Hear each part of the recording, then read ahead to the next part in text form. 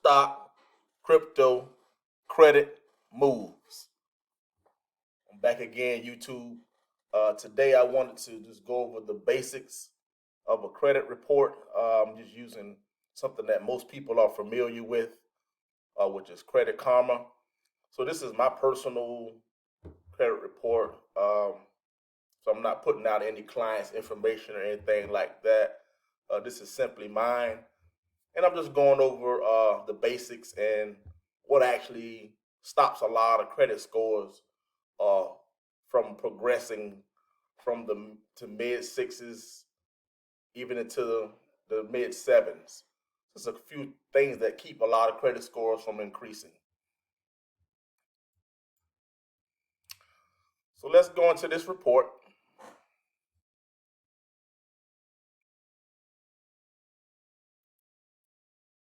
Uh, the good thing about Credit Karma, it gives a lot of insightful information just based on your payments, but it's not the most accurate. The most accurate would be like Experian. So I would say when it's time to actually try to qualify for something that you pull an Experian, but these scores should be similar. But all the different banks and entities they pull from different FICOs, but most of the times Experian will give you a good ballpark exactly where you're at.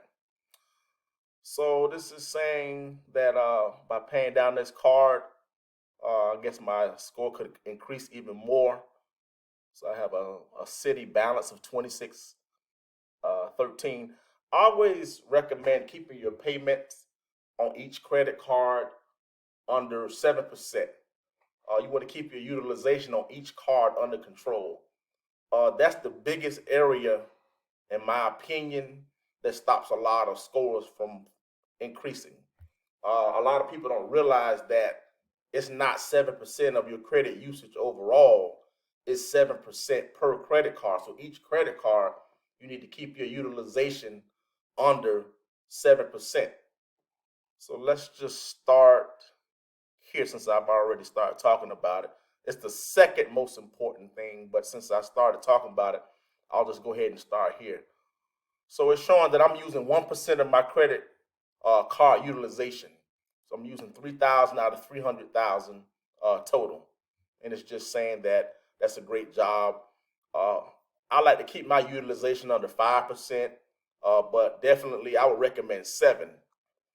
Now the banks are gonna say that it's good to keep it under 30, but 30% is good for the people who are actually lending out the credit cards because they make money. But you want to keep your credit cards under 7%, in my opinion. That's where your credit score is going to remain at its highest, and then you're not overextending yourself because 30% can be a strain to pay off. So let's say, like, if I just did what everyone else thinks that you're supposed to do, and I actually put 30% on my credit cards right now, that means that I could have balances on my cards of 90,000. I still stand under the 30%. So that's not a good number for me, and I wouldn't recommend that to. I don't recommend that number to any of my clients. So you just want to keep your credit card payments under control. I mean, you always want to set up automatic withdrawals. I recommend because you don't miss any payments. So credit card payment history and credit card utilization. That's at least 65% of your credit score. Just making your payments on time and keeping your credit card utilization under control. So let me see how I'm doing.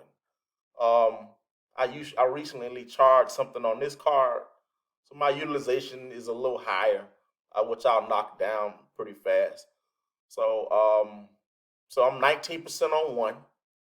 So when I get this number here down to 7, even my credit score would increase. So it's not 7% overall, it's 7% or lower on each credit card. So on some of the other ones, I got what, 2%, 1%, um, you know, most of them are 0. And there's nothing wrong with having a small balance.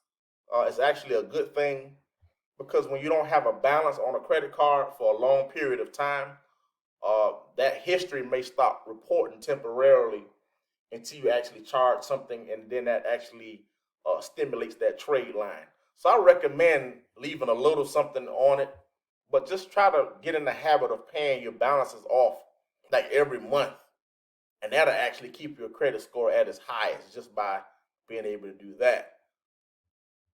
So let's move on to another section. I try to be as transparent as possible. I don't like talking about things that I'm not doing.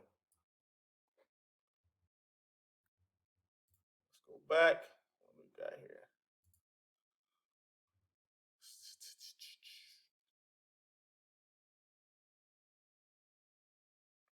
And like I said, each score is different. So they have me on TransUnion at 821, Equifax at 814. Let's go back into the report. Let's see if this pulls me up. Let's look at Equifax. So I guess my score increased 7 points for some reason. So like I said, your payment history and your credit card utilization.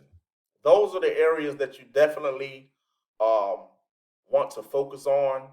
And there are two areas that you actually have the most control over. Just making sure that you're making your payments on your credit cards before each statement date. If you pull up a credit report, excuse me, a credit card statement, there's something on each credit card statement that's called a statement closing date or a statement date.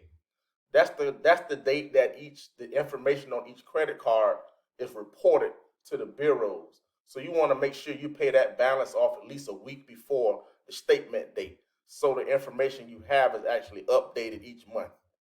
So I try to always, if my statement date on my credit card is the 15th of every month, I try to have my balances paid down around the 8th. So when it's time for them to report the information, everything is paid off and my score can remain high. So these are the most two important areas, and this is where most people credit score starts to fall because of missed payments. Always have automatic debits coming out your account for your credit card payments or any other payment, and then just making sure you keep your utilization as low as possible. Um, Derogatory marks are important. A lot of times they'll stay on your credit report for up to 7 years. But there's different tactics that I teach my clients and I do for my clients that all derogatory marks can be removed or challenged. So a lot of times you'll have collections from medical providers. Whether it's yours or not, they can't prove that it's yours. So there's different areas, there's different strategies that you can get items removed off your credit report. Everything on your credit report is actually debatable. You can challenge anything. I never recommend paying collections because the bottom line, the collection is just it's the middleman. Like they can't even prove that the debt is yours, but they bought the debt from those banks, and they might have bought it for 20 cents, and they're trying to make you pay $500. So there's different ways you can dispute anything on your credit report. All right, so let's go into the credit aids. That's an area, I guess, based off of this progress report I need to improve on. But credit age is just how old your credit history is. So of course, the older you have accounts open, this number, this 3.7 will continue to get older. But you actually want to keep it around about 5 years of history. Mine is low because I just opened up some new accounts. So you also want to make sure you keep the number of accounts you open to a minimum, especially within the course of a year. I wouldn't recommend opening up too many accounts, but let's go ahead. So I don't have any derogatory marks, so there's no reason to open this. Let's go in the area I need to improve on. So saying average age of open accounts, 3.7 years. Oldest line, 34 years. Newest line, 2. So you just want to make sure you keep, like I said, the number of new open accounts to the minimum. because every time you open up a new account, it's lowering your overall age. Showing my oldest trade lines from to the oldest to the newest.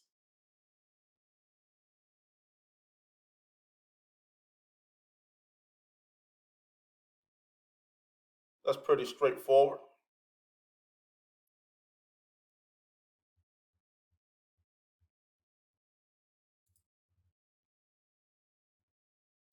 And the least impactful is hard inquiries. And that's another area that I have a red in I need to improve on. So that's just the number of times you've applied for credit within a 12-month span. You want to keep this no more than like 3 or 4 a year, because each hard inquiry can drop your credit.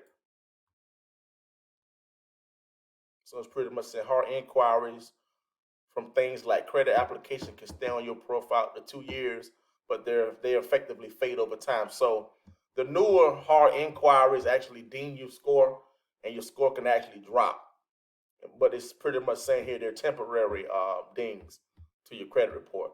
So this just showing my inquiries over the last year, but you definitely don't want to apply for so many things within the course of a year. And the bottom line is hard inquiries are important, especially when you're trying to get credit from like a bank or a car loan. By having too many hard inquiries, that can actually be used against you.